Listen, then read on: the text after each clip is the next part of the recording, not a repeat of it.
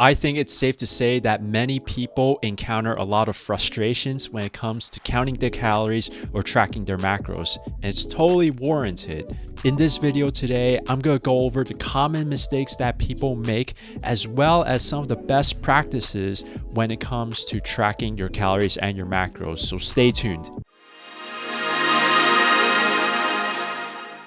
Hey, what's going on, guys? Newton Kwong here, helping you with long-term tips and strategies on how you can eat better and live healthier. All of the information in today's video is for educational purposes only, so if you are looking for medical advice, then go consult your healthcare professional. First mistake is not tracking every single thing that goes into your mouth. This includes alcoholic drinks, snacks throughout the day, and also hidden ingredients and oils that are contained in some of the processed foods that we eat. Not knowing all of the ingredients within your food is definitely going to be a blind spot for many people when they first embark on tracking calories and tracking macros. It's important to know the composition of our food, and the better that we're able to control for them, the better that we're able to control the ingredients that go into our plates, onto our meals, and into our bodies, the better off we are going to be. Number two is estimating serving sizes. It may be tempting to try to eyeball the amount of food that you have, or try to estimate the amount of meat that's in the sandwich that you ordered for lunch. But without much experience in actually measuring out the food and knowing exactly how much you're actually eating, then it's going to be hard for you to eyeball out your exact portion size. It's not until you get many repetitions of seeing exactly how much a particular portion size is to see how much 4 ounces of chicken actually looks like, until you get to be able to accurately eyeball it within the dish that you're eating. So many people who make this mistake, they are just not doing the due diligence of weighing out their food. We want to make sure that our serving sizes are accurate so that we have the best data available to us. The third common mistake that most people make is that they rely on restaurant nutrition facts. What restaurants would post on their website or on their menus is just based off of an average that they've measured just once. Now, it doesn't accurately reflect what the actual preparer of your food, the cook in the restaurant, what quantities that they're actually putting into the plate that they're about to serve you. You don't know if the cook that's making your food is actually adding in more oil or adding in more butter, or maybe instead of 2 spoonfuls of X ingredient, they're putting in 5 or 6 spoonfuls. It's really hard for us to understand and to know exactly what's in the food if we didn't prepare ourselves. This means that if you're the type of person who goes out to eat most of the time or order in takeout food, then the nutrition facts that you're collecting may not be the best to rely on. Mistake number 4 is selecting similar foods from your app's food database and not the actual exact food that you're eating. I know in my experience, I'd eat a hamburger at a particular restaurant or at a barbecue, and if I were to look that food up on MyFitnessPal, I would just select like a McDonald's hamburger. When in reality, it's the similar food selection, but it's not exactly what was in what I ate. This gets troublesome when we're eating foods that contain a lot of ingredients, such as the hamburger that I was talking about. The hamburger that I ate from a particular restaurant may have many different ingredients than the McDonald's one that I selected off of MyFitnessPal.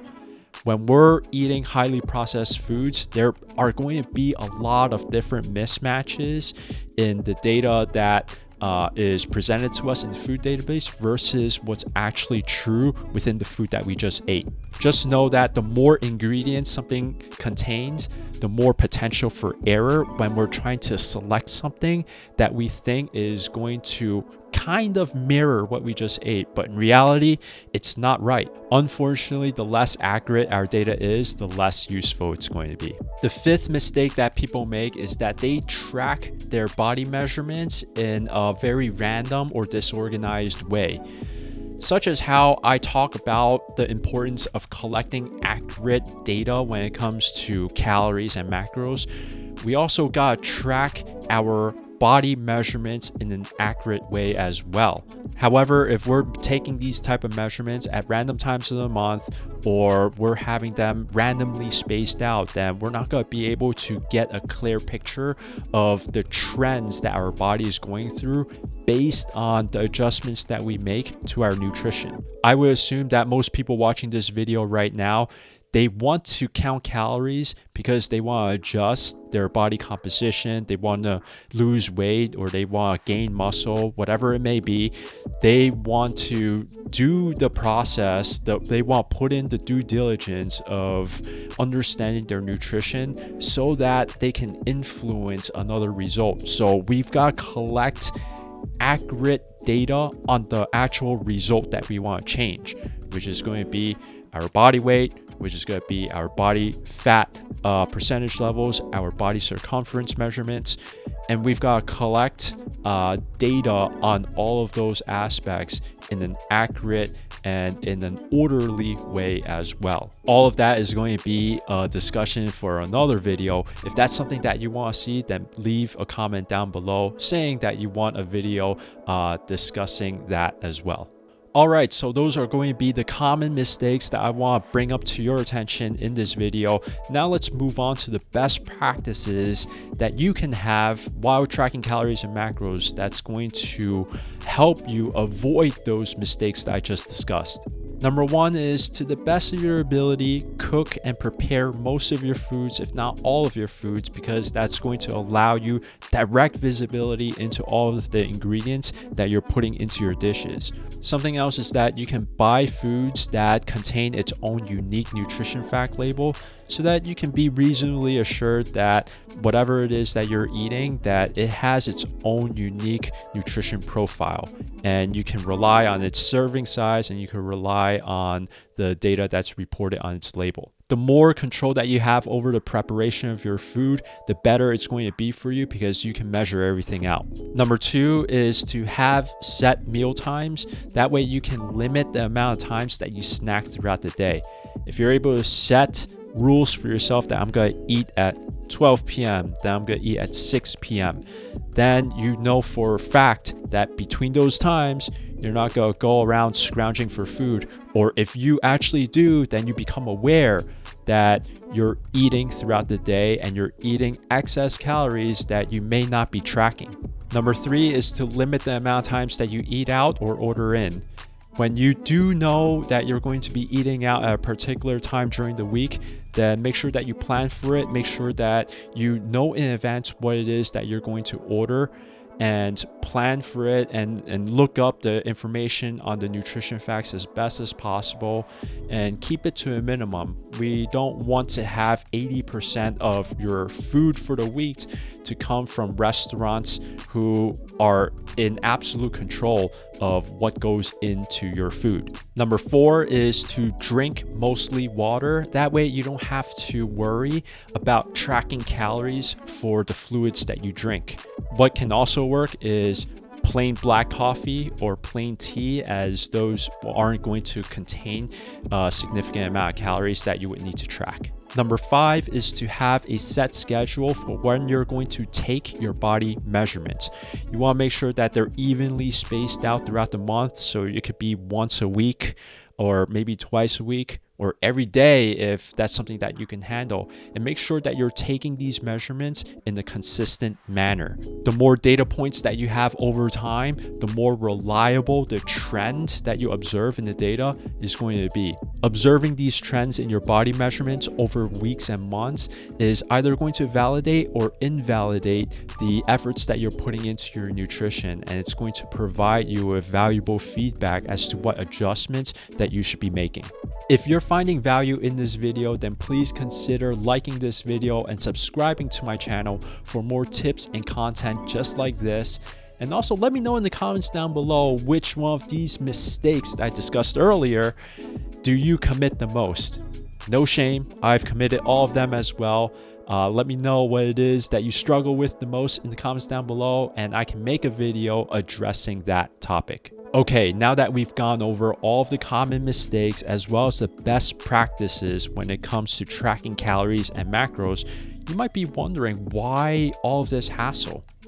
Like, why do we need to put in this much work in order to collect this data?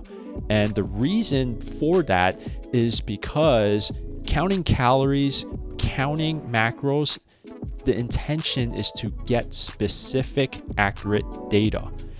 If we're not going to put in the due diligence to track everything that we're eating, to have a good control over the ingredients that we put into our meals and ultimately put into our body, then it's really going to defeat the purpose for going into this type of analysis. Committing the mistakes that I discussed earlier in this video and collecting inaccurate data is almost virtually a waste of time. There's very meaningful conclusions that you can draw, and we can't tell if all of the effort that we put into tracking the calories and the data sets that we do have is actually linked and influencing the results that we want to observe, which is weight loss, which is decrease in body fat. If we can't tell for certain what's actually causing the effects that we want to achieve, then we're actually wasting time. In order to prevent wasting time, in order to prevent even more frustration and wasted effort, we want to make sure that we're doing everything accurately and we're putting in that diligence when it comes to tracking calories and tracking macros. Now, if you're thinking that it's just not worth the hassle, then that's perfectly fine. You do not have to track calories, and anyone who's telling that you must do it is wrong. You don't have to do it. There are many people on this earth who are healthy, who are achieving their health goals, and they don't have to think about their calories. This is just only one method that will bring you more awareness over your nutrition. But there are many other methods that you can try that is going to aid in you moving towards your own health goals. This is just one of them. So if this is not for you, then that's perfectly fine. And if it's not for you, then let me know in the comments down below if you would like to hear more alternatives on how you can move towards the goal that you're pursuing right now. So let me know down in the comments below so that I know which videos that I can present to you in the future. Now, if you have any questions on anything that I've discussed so far in this video, leave it in the comments down below, and also check out my other videos on the next screen. All right, I'll see you in the next video. Peace.